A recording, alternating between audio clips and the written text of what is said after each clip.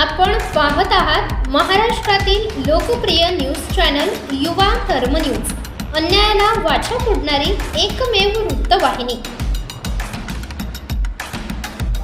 बारामतीतील विमान अपघातात उपमुख्यमंत्री अजित पवार यांच्यासह 6 जणांचा मृत्यू। विमान अपघातात अजित पवार आणि इतर 6 जणांचा मृत्यू झालाय। बारामतीत क्रॅश लँडिंग दरम्यान उपमुख्यमंत्री अजित पवार यांच्या विमानाचा भीषण अपघात झाला। DGCAच्या प्राथमिक माहितीनुसार विमानात अजित पवार, एक PSO, एक अटेंडंट तसेच 2 क्रू सदस्य प्रवास करत होते। या अपघातात विमानातील कोणीही जिवंत बचावलं नसल्याची माहिती देण्यात आली आहे। अपघातानंतर परिसरात खळबळ उडाली असून घटनास्थळी मदतकार्य आणि तपास कार्य सुरू आहे।